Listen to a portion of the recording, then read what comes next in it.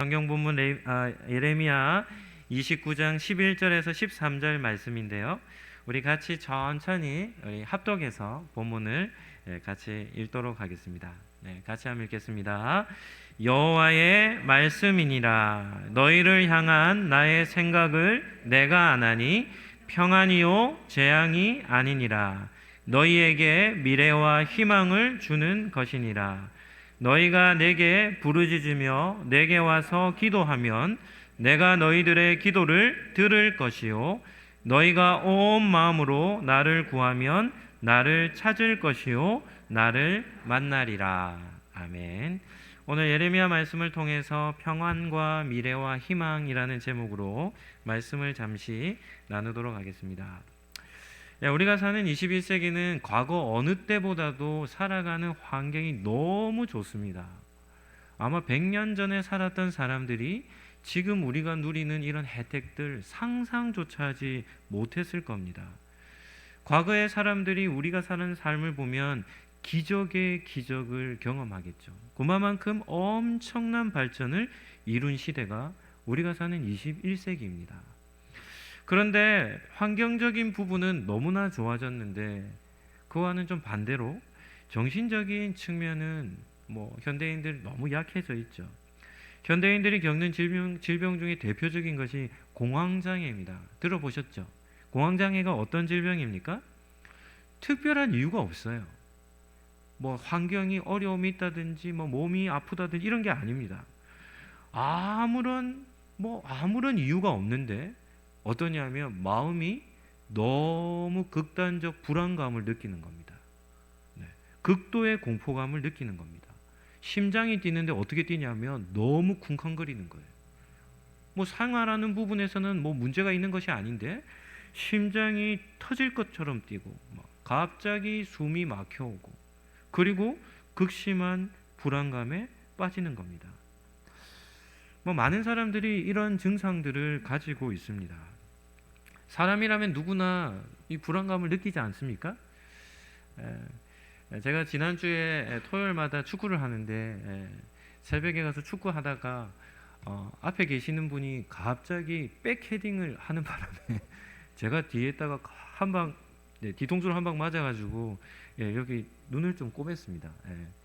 한 일주일 정도 반창고를 붙이고 있다가 오늘은 예배를 드려가지고 그냥 떼고 왔는데 자세히 보지 않으면 표가 좀 잘 나진 않습니다. 그런데 오랜만에 이 살이 좀 찢어져가지고 병상에 누웠는데요. 한 15분 정도 이렇게 잠깐 이렇게 꼬맨다고 누웠는데 얼마나 불안하든지. 그래서 한 15분 정도 이렇게 치료를 받고 내려왔는데 다리에 힘이 좀 풀리더라고요. 사람은 누구나 긴장도 하게 되고 불안감을 느끼게 되죠. 특정한 환경에 놓여진다면 그런 것들은 얼마든지 경험할 수 있습니다. 그런데 공황장애는 그렇지 않습니다. 예측하지 못하는 갑자기 불안감이 찾아오고 그리고 일상에서 이런 것들이 계속 반복해서 일어나다 보니까 정상적인 생활까지 하지 못하는 경우들이 많이 있습니다. 그리고 현대인들이 느끼는 이런 불안감은 그 폭이 넓습니다. 어린아이들도 요즘은 불안감 속에 살아가죠. 금쪽 같은 내 새끼 이런 프로그램에 보면 어떻습니까? 아이들의 정서가요 얼마나 불안한지 모릅니다. 정상적인 생활이 안 되죠. 사회성을 가지지 못하는 경우들도 너무 많습니다. 그러니까 나이가 어리다고 청소년들도 마찬가지고 대학 졸업생이나 취중생들 자신의 미래를 생각하면 잠을 잘 자지 못할 정도로 불안감을 경험합니다. 직장 생활을 하시는 분들도 고민을 가지고 있고 영어 공부를 하러 한번 서울에 가서 이렇게 어학 학원을 좀 다닌 적이 있습니다. 참 재미난 현상을 보았습니다. 어떤 현상을 보았냐면 고3 아이가 방학을 맞아서 영어 학원 하루 종일 공부하는 하루에 12시간 공부하는 학원에 앉아 있는 겁니다. 왜 고3이 거기에 영어 학원에 왔겠습니까? 이유는 한 가지죠. 뭐 하려고요? 좋은 대학을 가려고 온 겁니다. 그래서 고3 아이가 방학을 맞아서 영어 학원에 와서 공부를 하는데 고개를 딱 돌리니까 옆에 누가 앉아 있냐면 고려대학을 다니고 있는 대학생이 앉아 있는 겁니다. 이 아이는 지금 어디를 가려고 공부를 하고 있습니까? 좋은 대학을 가려고 열심히 공부를 하는데 고개를 딱 돌리니까 누가 앉아 있는 겁니까? 스카이대를 다니고 있는 대학생이 앉아 있는 겁니다. 그런데 또 재미난 것은 뭔가 하면 이 스카이대를 다니는 대학생이 거기 와서 영어 공부를 열심히 하는 이유가 무엇입니까? 좋은 직장을 가기 위해 공부를 하는 것이죠. 그런데 그 고려대학생 옆에 누가 앉아 있냐면 우리나라의 3대 기업이라고 하는 S사에 다니는 직장 다니는 그 회사 직원이 앉아 있는 겁니다. 그럼 그 직원은 뭐 하려고 앉아 있겠습니까? 진급을 위해 앉아 있는 겁니다. 그러니까 고등학생이 고개를 들려보니까 대학생이 영어 공부를 여전히 하고 있고 이 영어 공부를 하는 대학생도 취업을 위해 공부를 하고 있는데 고개를 돌리니까 어떻습니까? 대기업에 다니는 회사원이 자기 옆에 앉아 있는 겁니다. 시기마다 끝이 없는 거죠. 끝이 없는. 그런 삶이 우리 현대인들이 겪고 있는 삶이죠. 사업을 하는 사람들도 마찬가지고 또 정년을 바라보며 은퇴하는 분들도 또 노후 100세 시대를 보고 있기 때문에 뭐 노후나 이런 것들을 생각하면 자유롭지 못한 겁니다. 사람이 가장 싫어하는 것이 있습니다. 무엇일까요? 한번 따라 하시죠. 불확실한 것. 사람이 제일 싫어하는 게 뭐라고요? 불확실한 겁니다. 사람은 불확실하면 어떻게 되는지 압니까? 부들부들 떱니다.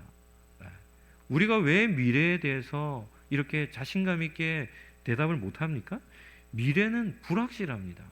그러니까 미래에 대해서 걱정을 하면 생각을 하면 고민과 염려가 우리에게 찾아오고 계속해서 불안이 우리에게 이렇게 찾아오는 것이죠. 현대사회는 모든 영역이 불확실합니다. 뭐 우리가 뉴스를 듣든 뭐 전문 지식인들의 이야기를 듣든 경제학자라든지 미래학자라든지 다 뭐라고 얘기합니까? 먼 미래가 아니라 짧은 미래도 예측하지 못한다. 앞으로 어떤 일이 일어날지 모른다. 이런 얘기를 늘 듣다 보니까 현대인들은 늘 불안감 속에 살아갈 수밖에 없는 것이죠. 오늘 읽은 본문은 우리가 살아갈 때 경험할 수 있는 가장 큰 불안과 고통의 때 기록된 책이 오늘 읽은 본문입니다. 여러분들은 어느 때가 제일 절망적이라고 생각합니까? 어떤 때가 제일 절망적이겠습니까? 제일 절망적일 때는 나라의 주권을 잃어버렸을 때입니다. 우리나라도 그런 아픈 추억이 있죠. 어떤 것을 경험했습니까? 일제에게 36년 동안 주권을 빼앗겼습니다. 어떤 일이 일어났습니까? 어떤 일들이 일어났죠?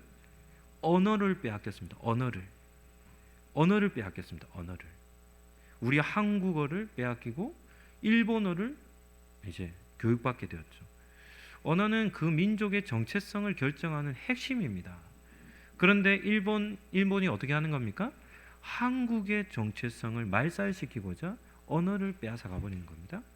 10대 청소년들 뭐 합니까? 군사 훈련 시킵니다. 10대 아이들을. 그리고는 어디에 보내는 겁니까? 전쟁터로 보내는 겁니다. 여자들은 강제적으로 끌어다가 뭐 합니까? 뭐 말 못할 수치와 모욕을 경험하게 하고 겪게 하고 많은 젊은이들 뭐 윤동주라고 하는 동주라는 영화를 보니까 윤동주 시인도 일제에 잡혀가가지고는 어디에 감금돼가지고 무슨 주사인지도 모르고 그냥 주사를 맞고는 그냥 죽는 겁니다. 그러니까 주권을 빼앗기니까 젊은이들이 생체 실험의 대상이 되는 겁니다. 나라의 주권을 상실하면 어떻게 되겠습니까? 우리가 상상할 수 없는 일들이 이 나라 가운데서 일어나 모든 세대가 씻을 수 없는 상처를 얻게 되는 것이죠. 오늘 본문에 나오는 이 유대인들의 상황이 그렇습니다. 예레미야서 우리가 읽은 본문 1절 말씀 제가 한번 읽어드릴 텐데요. 본문 한번 띄워주시죠. 선지자 예레미야가 예루살렘에서 이같이 편지를 느부갓네살이 예루살렘에서 바벨론으로 끌고 간 포로 중 남아있는 장로들, 제사장들, 선지자들 모든 백성에게 보내었다. 예레미야라고 하는 한 선지자가 지금 편지를 쓰고 있는데 누구에게 편지를 쓰냐면 예레미야 선지자는 예루살렘에 있습니다. 지금 뭐 전쟁하고 있는 지역 있죠? 가자지구라고 하는 데가 이 팔레스타인인데 그곳에서 예레미야 선지자는 편지를 쓰는데 어디에다 편지를 쓰냐면 바벨론이라고 하는 나라입니다. 지금 이라크 정도 되는데요. 예루살렘에서 나라가 멸망당해서 포로로 이라크까지 끌려간 자기 민족에게 편지를 쓰고 있는 겁니다. 그래서 그 편지를 쓰는데 어떤 메시지를 전하냐면 오늘 읽은 본문 11절 말씀을 전합니다. 여호와의 말씀이니라 너희를 향한 나의 생각을 내가 아나니 평안이요 재앙이 아니니라 너희에게 미래와 희망을 주는 것이니라. 하나님은 예레미야 선지자를 통해서 지금 이스라엘 백성들 유대인들에게 무엇을 전하냐면 포로 가운데 포로기를 경험하며 엄청난 고통 가운데 있는 그들에게 세 가지를 하나님께서 주시겠다고 하십니다. 무엇입니까? 평안과 미래와 희망, 소망을 주시겠다라고 이렇게 전하고 있는 것이죠. 사람은 어떤 존재입니까? 사람은 아무리 부정해도 사람은 영적인 존재입니다. 참 신기하게 문명이 발달되지 않는 그런 문화에도 보면 사람들이 모여 사는 곳에서는 두 지도자가 있어요. 하나는 어떤 지도자겠습니까? 정치적 지도자입니다. 그 무리를 다스리는 리더죠. 그 또 한 지도자가 있는데 어떤 지도자일까요? 영적인 지도자가 있습니다. 이 무슨 말인가 하면 사람이라는 존재는 어느 공동체든지 들여다보면 영적인 부분을 케어하는 대상들이 있는 것이죠. 제가 가깝게 있는 친구 중에 한 명이 있습니다. 정말 열심히 생활하는 친구입니다. 그냥 직장 생활도 하면서도 그냥 직장 생활 정도가 아니라 투잡을 띱니다. 그래서 직장에서 퇴근을 하면 저녁 시간에는 또 다른 알바를 통해서 투잡을 뛰며 정말 열심히 일합니다. 그래서 제가 하루는 그 친구에게 물었습니다. 열심히 일을 하는데 삶이 좀 어떻느냐 물으니까 이 친구가 뭐라고 얘기한지 압니까? 열심히 일을 하면 할수록 영적인 갈망이 자기 속에 있다는 겁니다. 영적으로 더 갈급해진다는 겁니다. 마음이 더 공허해진다는 겁니다.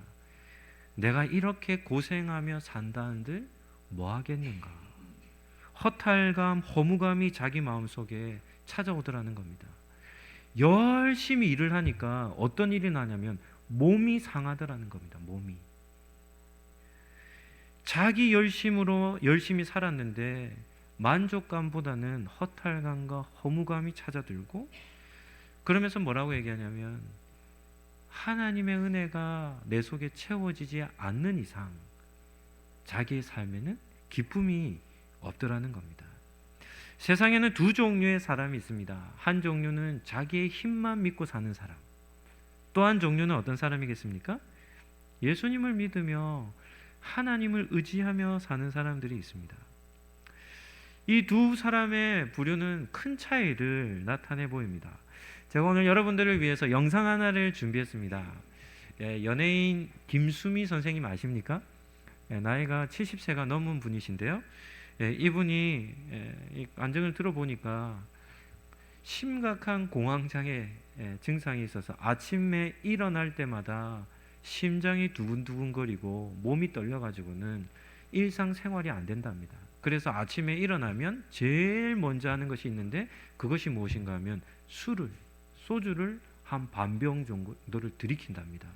그러면 술 기운에 그 정서가 좀 다스려진대요. 그렇게 매일 삶을 살다 보니까 어떻게 되겠습니까? 알코올 중독자가 되는 겁니다. 술 없이는 생활이 안 되는 그런 삶을 살았는데 이분이 하나님을 만난 이후에 그의 삶이 변화가 되었습니다. 이런 간증입니다. 한 5분 정도 되는 간증인데요. 우리 영상을 통해서 한번 잠깐 보도록 하겠습니다. 가정의 자리를 잡고 부러울 게 없고 할 때 정신적으로 그 심한 공황장애 같은 우울증이 왔어요. 왜 그러냐면 13살부터 서울에 와서 아무도 없는 데서 버티다가 그때는 몰랐어요. 내가 서울에서 학교 다닌다는 거 하나로 몰랐는데 이미 그때 새벽부터 가슴이 뛰고 세상이 무서웠다는 걸 지금 편안해지니까 결혼하고부터 그게 왔어요. 아침에 눈 뜨면 심장이 벌렁벌렁 둥둥둥둥 무섭고, 그리고 다 어두워지면 지금도요, 아침에 일어나서 막 공황장애가 오고 이러면 너무 심장이 뛰니까 이 술을 그냥 이렇게 딱 반 컵에 꿀떡꿀떡 한 입도 꿀떡꿀떡 5번 하면 반병이 들어가거든요. 그러면 기분이 뚜루해지면서 묘해지면서 편안해지는 게, 그렇게 한 10몇 년을 하다 보니까 거의 알코올 중독까지. 절대 밖에서는 안 먹어요. 밤엔 또 안 먹어요. 아침에만. 그걸 정신과에 가서 상담을 하고 약으로 치료를 해야 되는데, 그렇게 치료를 했는데 처음 성경 공부하게 된 하와이에서 오신 강주리 권사님이 저를 놓고 김수미 자매 아침에 먹는 술 끊게 해달라고, 제가 술 끊게 해드릴게요. 100일 기도 들어갑니다. 제가 코드숨 쳤어요. 그렇게만 하세요. 그러면 정말 어느 날부터 그러면요, 빈속에, 그러고는 이기질 못해요. 일이 있는 날은 할 수 없이 나가는데 일이 없는 날은 그냥 꼬드러져서 밤까지 자요. 아무것도 안 먹고. 그러니까 사람이 뭐가 됐어요. 거기다 또 담배까지 피웠죠. 그러니까 몰골이 말이 아니었어. 거기다 남편은 유복자의 외아들이라 참 자기밖에 몰라요. 이렇게 나를 이렇게 위로해주고 걷어주고, 한 번도 나는 남편한테 따뜻한 사랑을 못 받았어요. 왜냐면 그 사람 스타일이 자기가 좋아하는 이쁜 여자 집에 갖다 놨으니까 됐다지 케어를 할 줄 몰라서. 그러니까 너무 외로웠어요. 너무 간절히 외로웠고 괴로웠고, 그 어렸을 때 혼자 그렇게 살았던 트라우마가 정신적으로 병이 온 걸, 그걸 건강하게 치료를 해야 되는데 숨어서 하다가 어느 날부터 정말 이렇게 술병을 봤는데 무슨 귀신 뜨거운 거 집은 것처럼 술병을 던져버렸어요. 싫었어요. 하와이에서 수미님, 지금 오늘 100일 기도 한번 끝나서 안 돼가고 오늘이 2번째 100일 기도 했습니다. 수미님, 수미 자매, 하나님 술 끊게 해달라고. 지금까지 지금 2년이거든요. 저 제일 무서운 게 술이에요. 저는요, 확신합니다. 그래서 제가 피부 색깔도 달라지고 너무 달라졌어요. 그래서 하나님을 믿기 시작했어요. 하나님이 들어주시는구나. 제가 어떻게 하나님이 나를 이렇게 사랑하는지, 그 권사님께서 주신 예쁜 십자가가 있어요. 그 십자가를 놓고, 그 권사님이 일부러 하와이에서 사온 십자가니까 처음에는, 교회 가기 전에는 그냥 아유 하나님 안녕히 주무셨어요, 저 잘 잤어요, 십자가에다 인사하고, 지금은 십자가에 무릎 꿇고 앉아서 기도합니다. 어떻게 기도하는지 아세요? 사랑이 많으신 주님, 가난해도 비굴하지 않고 부유해도 오만하지 않고, 모두가 나를 떠나도 외로워하지 않고, 모든 사람이 나를 비난해도 주님 그대로 다우스케처럼 미천한 옷을 두르고도 당당하게 오늘 살아있음을 주님 감사하는 마음으로, 주님 예수 믿는 자는 타의 선의에 몸을 내는 연예인의 하루를 살게 해주십시오. 예수 이름으로 기도드리옵니다. 아멘 합니다. 오늘 정말 하나님을 한 번도 교회 간 일도 없고 왜 그렇게 저 교회에는 사람들이 왔다 갔다 하지? 도대체 뭐가 있길래? 뭐지? 하는 분들 교회 나가보십시오. 하나님을 만나보세요. 신간이 편해져요. 마음이 편해져요. 두려움이 없어져요. 용기가 나요. 행복해요. 너무 감사해요. 여기까지입니다.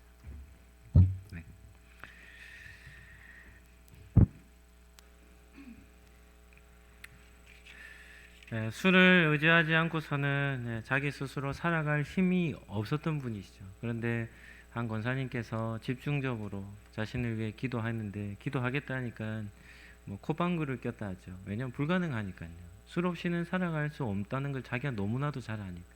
그런데 어느 순간이 되니까 술병을 그냥 던지게 되고, 그리고 술도 그냥 자연스럽게 끊게 되고, 그런 과정을 통해서 이제 김수미 선생님이 하나님을 만난 겁니다. 이 간증을 할 때가 74세였답니다. 70세를 넘은 분이 한 번도 교회를 나간 적이 없는 분이 어떻게 신앙생활을 하게 되겠습니까? 그렇게 하나님을 경험하고 나니까 자신의 삶에 정말 큰 기쁨과 행복이 찾아들었다라고 이렇게 고백을 하는 거죠. 오늘 읽은 본문에서 하나님이 세 가지를 약속한다고 했습니다. 첫 번째는 뭐였습니까? 평안이요. 두 번째는 미래요. 세 번째는 뭐였습니까? 희망입니다. 소망입니다.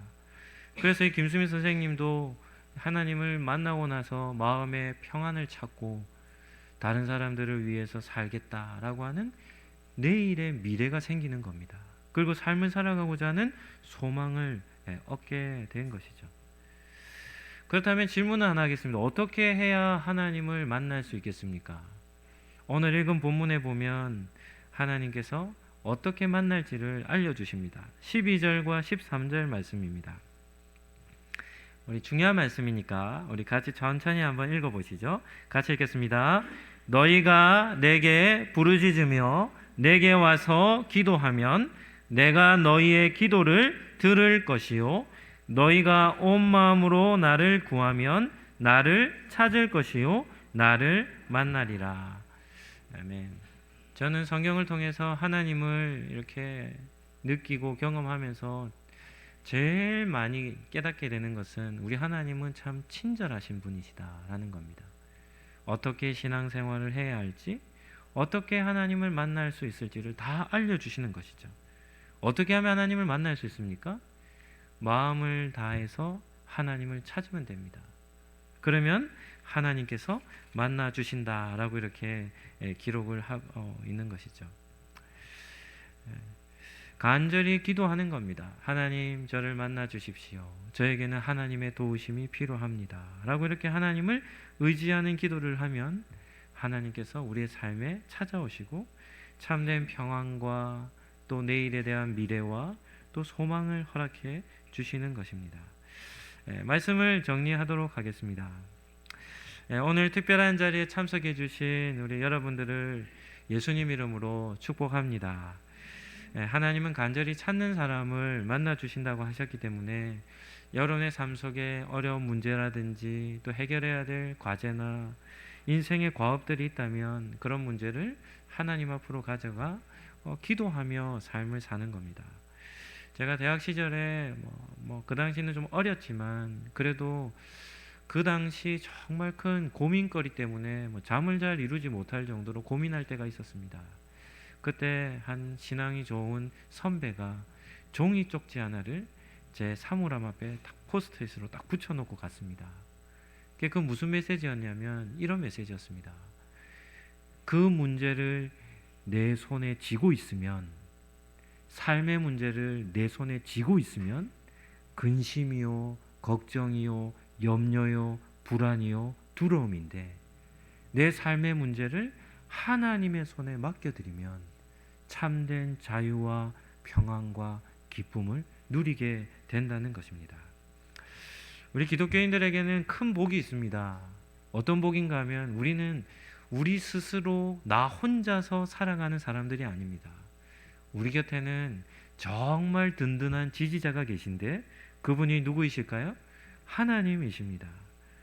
그래서 의지할 곳 없는 사람, 세상에 마음 둘 곳 없는 사람들, 그런 사람들은 하나님을 찾으면 하나님께서 만나주시고 또 우리 인생 가운데 평안과 미래와 기쁨을 허락해 주시는 것입니다.